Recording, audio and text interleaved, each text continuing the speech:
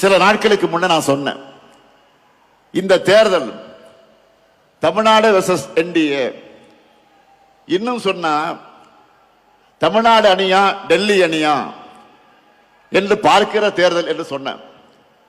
உடனே நம்ம எதிரிகள் என்ன சொன்னாங்க, இது சட்டமன்றத்திற்கு நடக்கிற தேர்தல் தானே, இதை ஏன் தமிழ்நாடு வெர்சஸ் என்டிஏன்னு திமுக சொல்லுது, தமிழ்நாட்டுக்கு டெல்லிக்குமான தேர்தல்னு ஏன் ஸ்டாலின் சொல்றாரு அப்படின்னு கேட்கிறாங்க.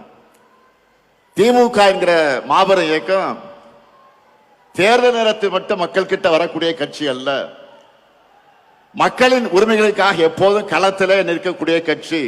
எங்களுக்கு தெரியும், தமிழ்நாட்டோட தமிழ் மொழியோட தமிழ் பண்பாட்டோட உண்மையான எதிரி யார் என்று எங்களுக்கு நல்லாவே தெரியும்.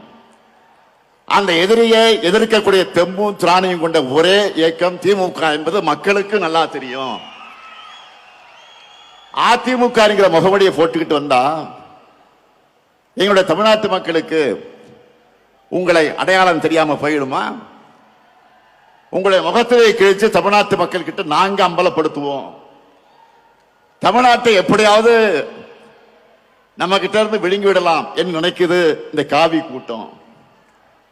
எங்க கருப்பு பொட்டால் இருக்கிறவர அது நடக்கவே நடக்காது. உங்க அப்பனே வந்தால் நடக்காது, நடக்க விட மாட்டோம்.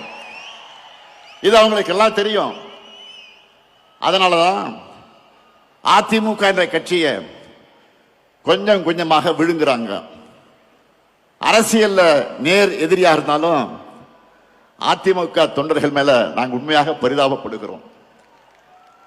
அவங்களுடைய உணர்வுக்கு மாறாக கட்சியை கொண்டு போய் டெல்லியில் அடமானம் வச்சுட்டாரு பழனிசாமி. தன் சொந்த நலனுக்காக சுயநலத்திற்காக எப்படியாவது முதலமைச்சராக ஆகணும் என்ற நப்பாசையில பழனிசாமி அடிமையா கிடக்கிறாரு.